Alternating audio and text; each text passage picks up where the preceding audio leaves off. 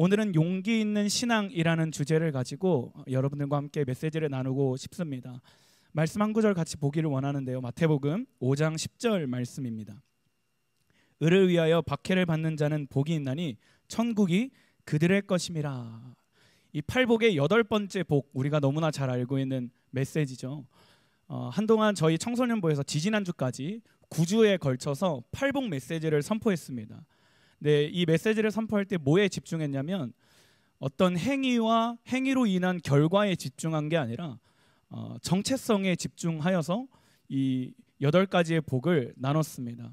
우리가 어떤 복을 추구해야 되며 하나님께서 우리에게 어떤 복을 주길 원하시며 우리는 어떤 복을 누리는 정체성을 갖고 있으며 그 정체성으로서 어떻게 살아가야 하는가에 대한 하나님 자녀의 포커스를 맞춰서 메시지를 나눴습니다. 이 9주의 시간 동안 제 개인적으로도 굉장히 도전이 되었고 위로가 되었던 시간이었는데, 이 메시지를 마치고 다음 시즌, 다음 스텝을 위해서 하나님께 나아가 또 기도하기 시작했습니다. 주님, 우리 청소년부 가운데 다음으로 선포해야 될 메시지가 무엇일까요? 다음으로 나아가야 하는 스텝은 뭘까요? 라는 이 기도 제목을 가지고 기도할 때에 하나님께서 저에게 주신 마음의 감동 혹은 키워드가 있었습니다. 바로 용기 있는 신앙이라는 것입니다. 그리고 이 마지막에 선포했던 의를 위하여 박해를 받는 자는 복이 있나니 천국이 그들의 것임이라 라는 이 말씀과 용기 있는 신앙을 엮어서 한번 생각해 봤습니다. 과연 하나님께서 지금 이 시대 찾으시는 한 사람은 어떤 사람일까? 어떤 중심을 갖고 있을까? 하나님께서 예배자 한 사람을 찾으시고 예배자 한 사람을 일으키시고 그 예배자 한 사람을 통해 가문을 회복하시고 도시를 회복하시고 나라를 회복하실 것인데, 하나님이 주목하시고 하나님의 마음을 머물게 하는 그 예배자의 중심은 어떨까? 그 예배자의 선포와 그 예배자의 신앙 고백은 어떤 고백일까?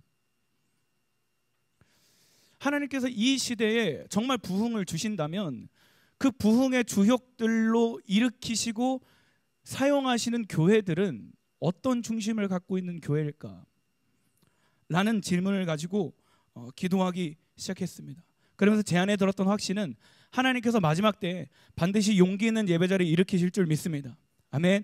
용기 있는 신앙인, 용기 있는 크리스천, 용기 있는 교회를 찾으시고 그 교회와 그 성도와 그 예배자를 들어 쓰셔서 하나님의 나라를 이 땅에 온전히 풀어놓으실 줄 믿음으로 선포합니다. 다시 말씀으로 잠깐 돌아와서요. 예수님은 그 어떤 작은 워딩 하나도 허투루 하시는 분이 아니십니다. 그분은 그분의 걸음걸이, 그분의 말, 그분의 표정, 그분의 어떤 이적과 표적, 그분의 모든 것은요, 예수님이 감정적으로 어떤 충동에 따라서 하시는 게 아니라 철저하게 하나님의 손끝을 바라보고 하나님의 마음이 머무는 곳에, 하나님의 시선이 머무는 곳에 하나님의 마음을 대언하고 풀어놓으셨어요. 그렇다면 예수님께서 이 8번째 복, 의를 위하여 박해를 받는 자의 복을 의도적으로 8번째에 배치하셨다라는 것을 우리는 알 수 있습니다.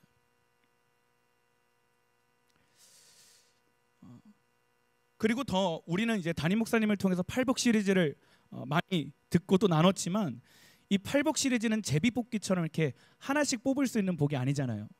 이렇게 1복을 반드시 1복부터 시작해야 되고 계단식이고 순차적으로 1복부터 2복, 2복부터 3, 4, 5, 6, 7, 8복까지 받아야 됩니다.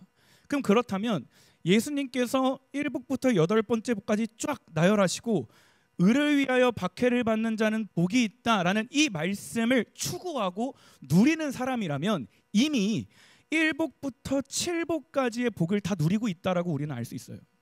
심령이 가난하고 애통하고 온유하고 의에 줄이고 목마르고 이 7가지의 온전한 하나님의 축복 가운데 있는데, 예수님께서 의도적으로 7복에 멈추는 게 아니라 이제 그 넥스트 스테이지로 뭘 요구하시냐면 의를 위해서 박해를 받을 준비를 하라는 것입니다.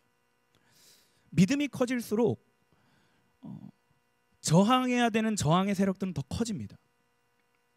예수님 안에 거하면 거할수록 사탄의 영적 공격은 더 심하게 다가옵니다. 다들 저보다 더 많이 경험하셨겠지만 우리가 인카운터를 준비하든 선교를 준비하든 새신자 초청잔치를 준비하든 뭘 할 때마다 항상 의도치 않았던 교통사고, 의도치 않았던 가정의 문제, 갑자기 안 아팠던 몸이 아프기 시작하고.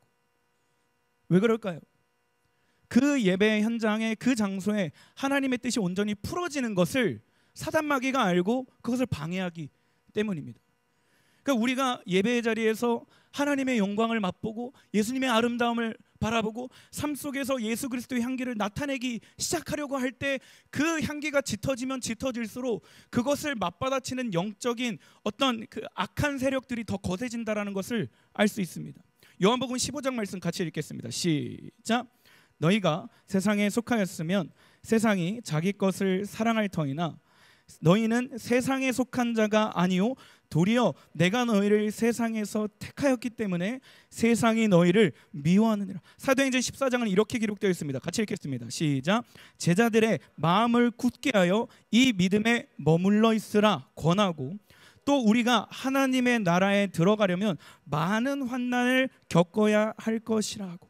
마가복음 13장은 이렇게 고백합니다. 또 너희가 내 이름으로 말미암아 모든 사람에게 미움을 받을 것이나 끝까지 견디는 자는 구원을 받으리라. 아멘. 그래서 우리는요, 마지막 때가 가까우면 가까울수록 더욱더 굳건한 믿음이 필요한 줄 믿습니다. 박해를 받을 때 그 박해를 담대하게 이기고 승리하고 뚫고 올라갈 힘이 우리에게 필요한 줄 믿습니다. 저항하는 세력이 올지라도 우리는 그 저항하는 세력에 휩쓸려서 떠밀려가는 것이 아니라 복음의 능력 붙들고 예수 그리스도의 말씀 붙들고 십자가의 능력 붙들고 거슬러 올라가서 산 정상에 서서 여호와 니시 승리의 깃발을 흔들어야 될 줄 믿습니다. 본론에 들어가기 전에 우리 스스로 한번 이렇게 질문해 봤으면 좋겠어요. 과연 나는 예수님을 위해 어디까지 손해볼 준비가 되어 있는가?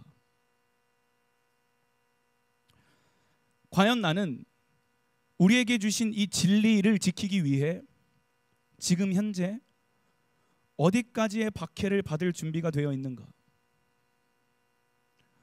나는 이 복음을 전하는 일에 있어서, 복음을 살아내는 일에 있어서 어디까지 부끄러움을 감당할 준비가 되어 있는가? 우리 주 예수 그리스도를 따르는 길에 있어서 얼마나 크고 얼마나 무겁고 얼마나 험난 십자가를 짊어질 준비가, 혹은 그 십자가의 길을 따라가기 위해 얼마나 낮은 곳으로 내려갈 준비가 되어 있는가? 마태복음 10장 32절은 이렇게 기록하고 있습니다. 예수님의 말씀이에요. 누구든지 사람 앞에서 나를 시인하면 나도 하늘에 계신 내 아버지 앞에서 그를 시인할 것이요 누구든지 사람 앞에서 나를 부인하면 나도 하늘에 계신 내 아버지 앞에서 그를 부인하리라. 여기서 32절에 시인하다라는 단어를 헬라어로 보면 호몰로게오라는 단어입니다. 이 단어는 어떤 뜻을 갖고 있냐면 동의하다, 같은 것을 말하다라는 뜻을 갖고 있는데, 단순히 그냥 내적으로 저도 그 말에 동의합니다, 찬성, 이런 개념이 아니라 더 깊은 어떤 의미가 있냐면 공적인 자리에서 예수님을 부인하고 반성경적이고 반기독교적 사상이 판치고 이념과 이데올로기가 판치고 예수 믿는 자를 조롱하고 핍박하는 그 공적인 자리에서도 박해를 무릅쓰고 그리스도의 정체성과 나의 정체성이 동일하다고 고백할 수 있는 믿음, 그것이 시인하다, 호몰로게오라는 단어예요. 반대로 부인하다라는 단어는 헬라어로 아르네오마이라는 단어입니다. 이거는 부인하다, 거절하다라는 뜻을 갖고 있지만 더 깊게는 관계를 끊다, 끊어내다라는 뜻을 갖고 있어요.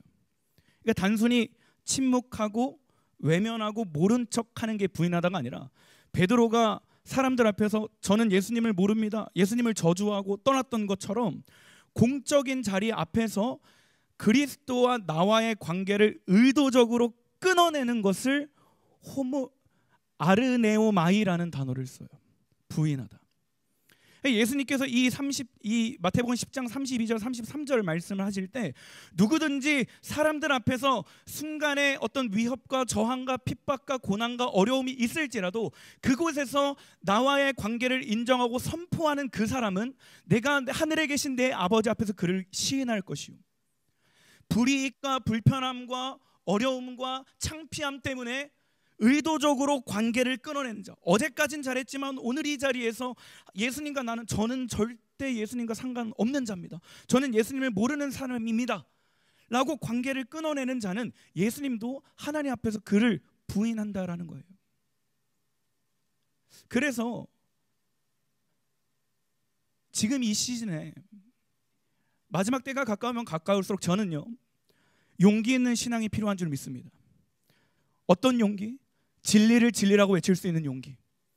세상이 반성경적, 반기독교적 여러 가지 사상과 철학과 이데올로기와 여러 가지 가치관을 들고 올지라도, 비록 내 앞에 100명이 있고 1000명이 있고 예수를 믿고 따르는 자들을 핍박하고 조롱하고 무시할지라도 그곳에 서서 당당하게 믿음의 두 손 들고 나는 하나님의 자녀입니다.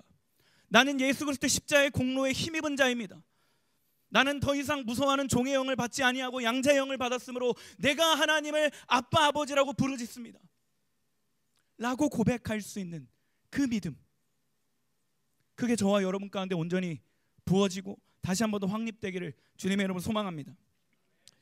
조금 더 디테일하게 이 두 가지의 단어를 좀 더 보면 좋겠습니다. 용기, 잘 아시죠? 굳이 설명 안 해드려도 되는데 쉽게 말하면 두려움 앞에 주눅들지 않는 마음이에요. 예를 들어 어떤 왕자가 공주를 구출하기 위해 자기의 몸에 50배, 100배 큰 불을 뿜어내는 용 앞에 딱 서서 싸우자 하는, 지민이가 좋아하는 스토리, 약간 그런 그 왕자의 마음이 용기이죠.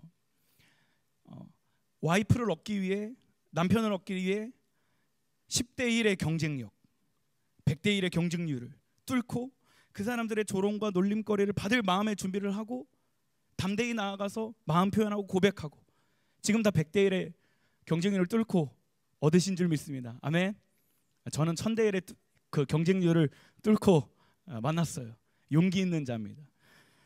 한 사람의 영혼을 위하여 불구덩이 가운데 뛰어드는, 철근이 떨어지고 조금만 다가가도 옷이 녹아내리고 피부가 타들어가는 그 뜨거운 열기 속에 한 영혼을 위해 기꺼이 들어가는 소방관의 그 마음을 우리는 용기라고 하잖아요. 그러면 신앙은 무엇입니까? 쉽게 말하면 믿음이죠. 어떤 믿음입니까? 하나님의 말씀만이 유일한 진리임을 믿는 믿음. 할렐루야. 예수님만이 우리의 유일한 구세주임을 믿는 믿음. 아멘.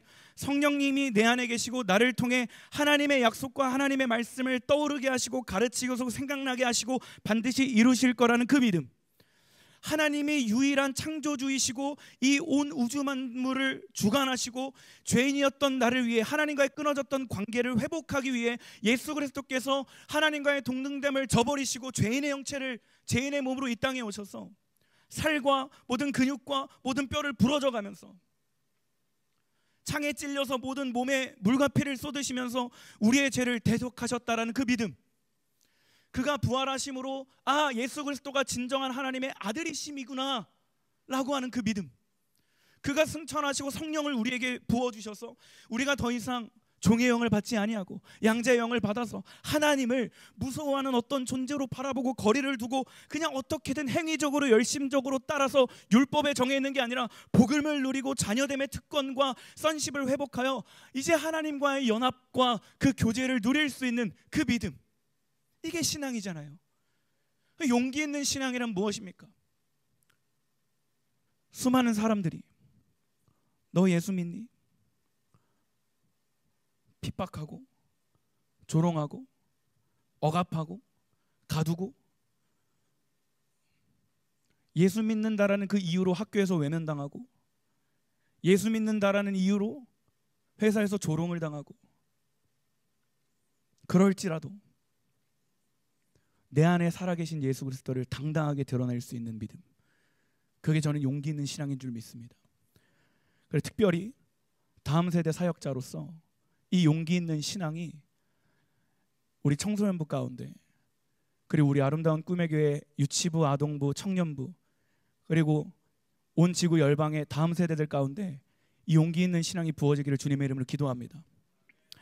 그렇다면 마지막 때 주님이 찾으시는 예배자와 그 한 사람의 중심이 용기 있는 신학이고, 용기 있는 신학이란 어떤 상황 속에서도 예수 그리스도와 나와의 정체성이 동일하고 예수 그리스도의 생명의 복음이 내 안에 있다라고 당당하게 드러내기 위해서 우리가 해야 될 세 가지를 같이 나누겠습니다. 첫 번째는 반드시 예수님을 바라보아야 합니다. 사사기 6장 말씀 보겠습니다. 시작.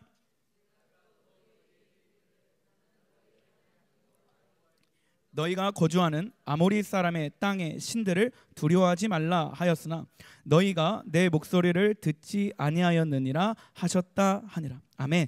이 사사기 6장 다 아시다시피 하나님께서 사사 기드온을 부르시는 장면이에요. 이 말씀을 읽으면 당시 시대상을 조금 알 수 있는데, 하나님께서 기드온을 부르시고 또 무명의 선지자를 통해 그에게 선포하시는 메시지예요. 너희는 아모리 사람들이 섬기는 그 신들을 두려워하지 말라. 이 말은 현재 그 기드온을 포함한 이스라엘 사람들이 아모리 사람들, 미디안 사람들, 그리고 그들이 섬기던 신들을 두려워하고 있다라는 뜻이에요. 그런데 여기서 두려워하다라는 단어가 히브리어로 야레라는 단어입니다. 근데 이 어떤 의미가 있냐면 이거는 봉사하다, 섬기다라는 뜻을 갖고 있어요. 그러니까 현재 이스라엘 백성들과 기드온을 포함한 이들은 지금 뭘 하고 있냐면 아모리 사람들이 섬기는 신들을 봉사하고 섬기고 있다라는 거예요. 왜요? 그들을 두려워했기 때문에. 또 하나, 이 야레라는 단어의 또 하나의 의미는 경외하다라는 단어가 있습니다. 그러니까 이들이 하나님을 보지 못하고 자신의 현재 상황과 어떤 실제 육신의 그 어떤 것들을 바라보기 시작하니까 미디안 사람들, 아모리 사람들, 그들이 섬기는 신들을 두려워하기 시작했고, 그들을 두려워하다 보니까 자연스럽게 그들을 섬기고 봉사하게 되었고, 그들을 섬기고 그들에게 봉사하다 보니까 자연스럽게 그들을 경외하고 있다라는 거예요. 어쩌면 오늘날 우리도 마찬가지일 수 있습니다. 우리가 하나님을 바라보지 못하면 세상 그 무엇 작은 것 하나라도 두려워할 수밖에 없어요. 뉴스를 보거나 기사를 보거나 가정의 어떤 재정적인 문제와 자녀들의 문제를 바라보기 시작할 때요, 하나님을 보지 못하면 두려움에 사로잡힙니다. 근데 사사기 7장에 뭐라고 얘기하냐면, 더 나아가서 이제 너는 백성의 귀에 외쳐 이르기를 누구든지 두려워 떠는 자는 길르앗산을 떠나 돌아가라 하시니 이에 돌아간 백성이 22,000명이요 남은 자가 10,000명이었더라. 32,000명이 우르르르 와서 이제 전쟁할 준비를 딱 했는데 하나님께서 기드온에게 한번 1차적으로 걸리시는 거예요. 근데 걸으시는 그 대상이 누구냐면 두려워하는 자예요. 두려워한다, 다른 말로 하나님을 보지 못하는 자는 돌려보내십니다. 근데 여러분 조금만 생각해 보면 그 두려워 떠는 게 사실 당연합니다. 3만이라는 숫자가 많아 보일 수는 있지만 당시 그 미디안 사람, 아모리 사람들과 전쟁했을 때 이길 수 있는 확률은 0.001%도 안 돼요. 사실 이스라엘 사람들은 항상 밀 타작할 때 곡식 빼앗기고 먹을 것도 제대로 못 먹고 싸움을 제대로 할 수 있는 사람들도 아닌데, 저 사람들은 군대예요. 군대. 창 들고 무기도 차이가 엄청나요. 그러니까 싸우면 질 걸 뻔하기 때문에 두려워하는 게 당연합니다. 근데 하나님께서 그 상황 속에서 그 상황을 이해를 못 하시는 게 아니라 그 상황 속에서 우리에게 요구하시는 건 뭐냐면 하나님을 바라보라는 거예요. 신명기 20장 1절 말씀 보겠습니다. 같이 읽겠습니다. 시작. 내가 나가서 적군과 싸우려 할 때에 말과 병거와 백성이 너보다 많음을 볼지라도 그들을 두려워하지 말라. 애굽 땅에서 너를 인도하여 내신 내 하나님 여호와께서 너와 함께 하시느니라. 아멘. 어떻게 우리가 용기 있는 신앙을 가질 수 있을까요? 어떻게 마지막 때에 우리가 의를 위해 박해를 받을 준비를 할 수 있을까요? 간단합니다. 하나님을 보면 됩니다. 아멘. 예수님을 바라보면 됩니다. 그가 오늘도 우리와 함께하고 계신 줄 믿습니다. 민수기 14장 말씀 이렇게 고백하죠. 다만 여호와를 거역하지 말라. 또 그 땅 백성을 두려워하지 말라. 그들은 우리의 먹이라. 이들이 어떻게 이렇게 고백을 할 수 있어요? 지금 당장 눈앞에 있는 상황을 본 게 아니라 그들 위에 계신 창조주 하나님을 본 거예요. 지금 당장 눈앞에 있는 상황에 급급해서 어떻게 해서 따라가는 게 아니라 그 상황을 주관하시고 통치하시고 그 상황 속에서도 우리를 보호하시고 인도하시고 지키신 하나님을 본 거예요.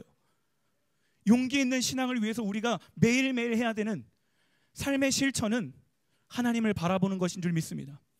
내 안에 살아계신 예수님을 묵상하는 거예요. 마태복음 10장 28절, 몸은 죽어도 영혼은 능히 죽이지 못하는 자들을 두려워하지 말고 오직 몸과 영혼을 능히 지옥에 멸하실 수 있는 이를 두려워하라. 히브리서 12장 이렇게 고백하죠. 믿음의 주요 또 온전하게 하시는 이인 예수를 바라보자. 할렐루야. 이사야 41장입니다. 같이 읽겠습니다. 시작. 두려워하지 말라. 내가 너와 함께함이라. 놀라지 말라. 나는 내 하나님이 됨이라. 내가 너를 굳세게 하리라. 참으로 너를 도와주리라. 아멘. 참으로 나의 의로운 오른손으로 너를 붙들리라. 할렐루야.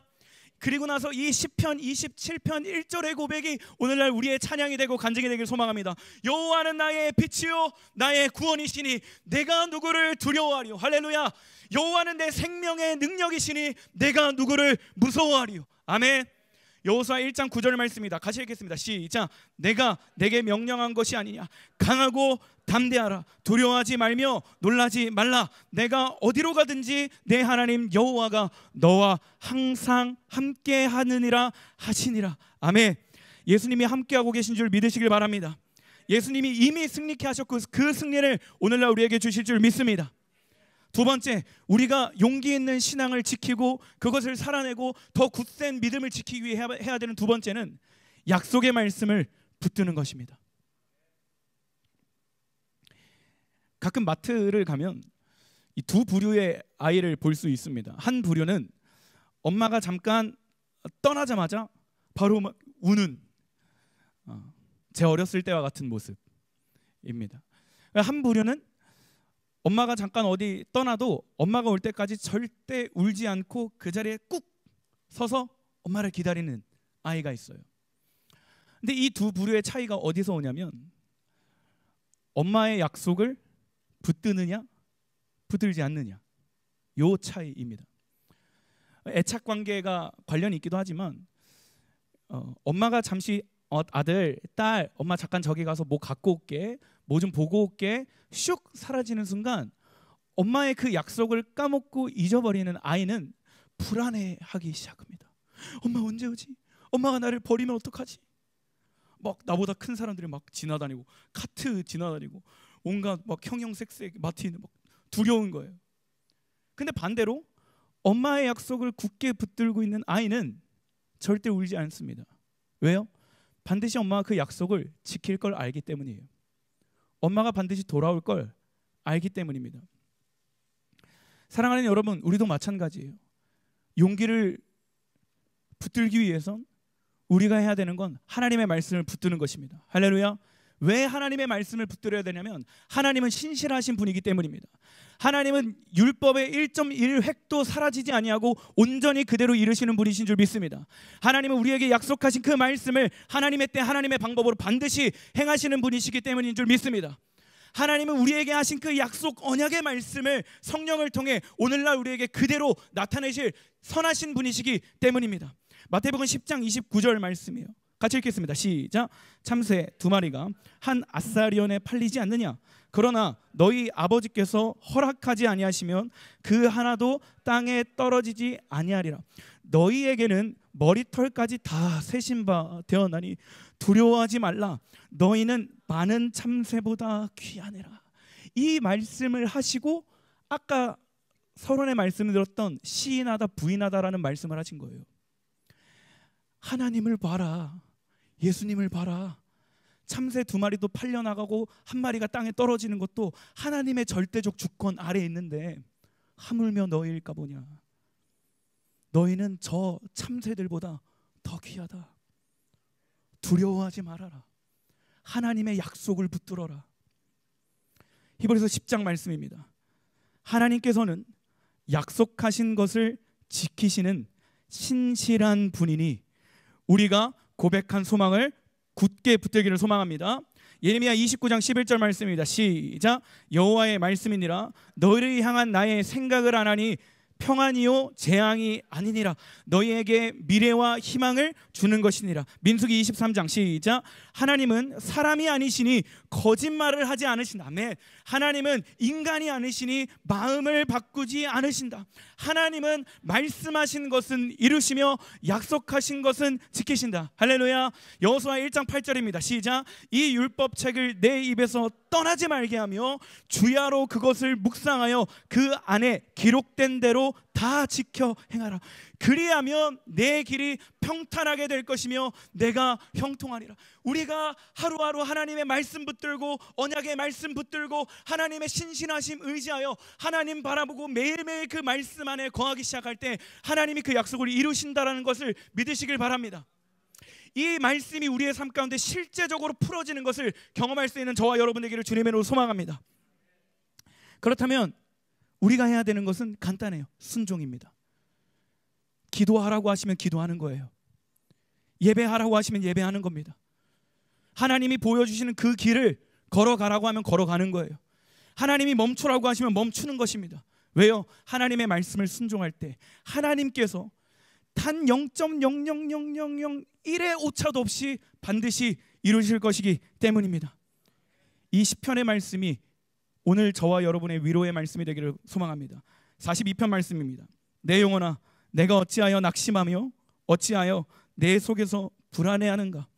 너는 하나님께 소망을 두라. 그가 나타나 도우심으로 말미암아 내가 여전히 찬송하리로다. 아멘. 마지막 세 번째입니다. 우리가 용기 있는 신앙을 붙들기 위해 예수님을 바라봐야 되고 약속의 말씀을 붙들어야 되고 세 번째는 십자가를 붙들어야 됩니다. 마태복음 16장 말씀입니다. 같이 계속해서 읽겠습니다. 시작. 이에 예수께서 제자들에게 이르시되 누구든지 나를 따라오려거든 자기를 부인하고 자기 십자가를 지고 나를 따를 것이니라. 갈라디아서 2장 20절 시작. 내가 그리스도와 함께 십자가에 못 박혔나니 그런즉 이제는 내가 사는 것이 아니요 오직 내 안에 그리스도께서 사시는 것이라. 이제 내가 육체 가운데 사는 것은 나를 사랑하사 나를 위하여 자기 자신을 버리신 하나님의 아들을 믿는 믿음 안에서 사는 것이라. 마태복음 10장 시작.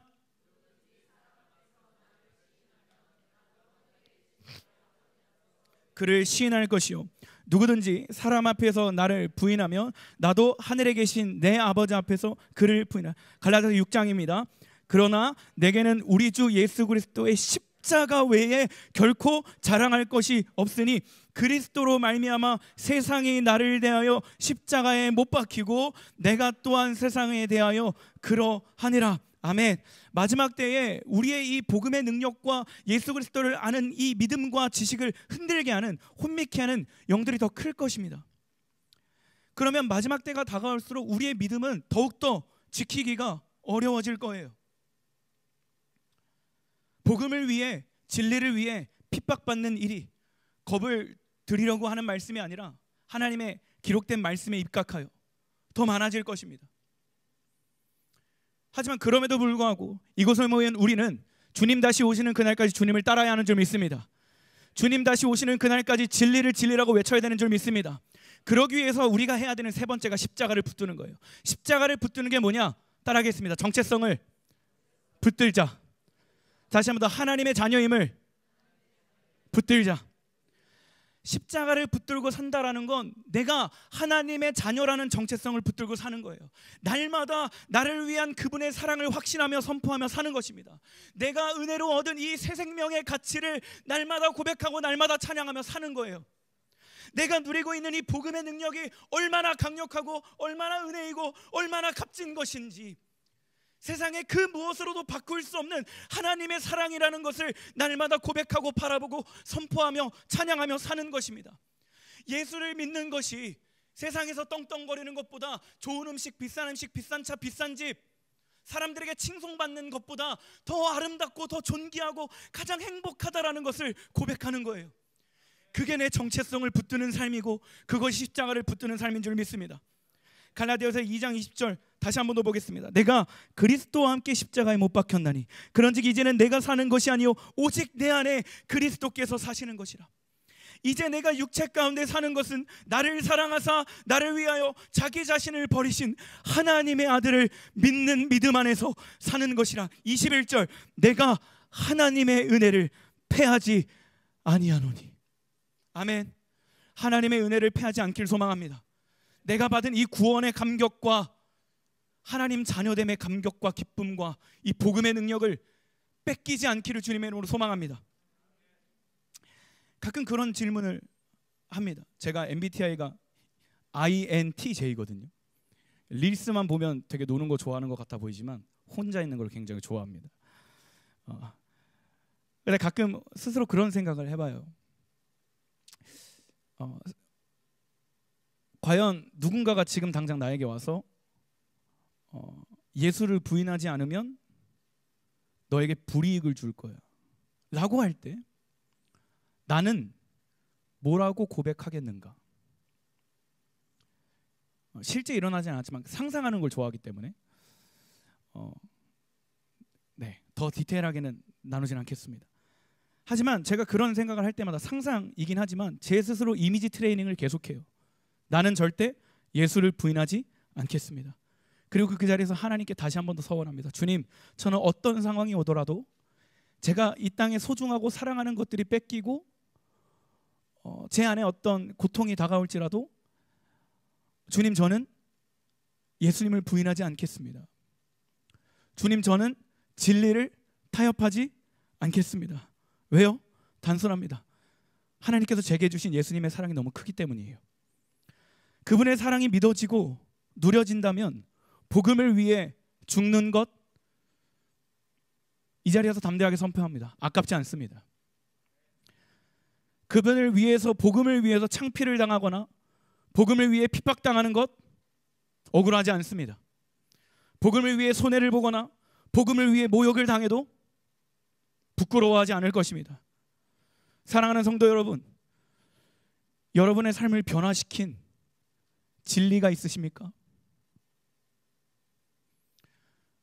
예수 그리스도의 생명이 내 안에 부글부글부글부글 끓고 계십니까?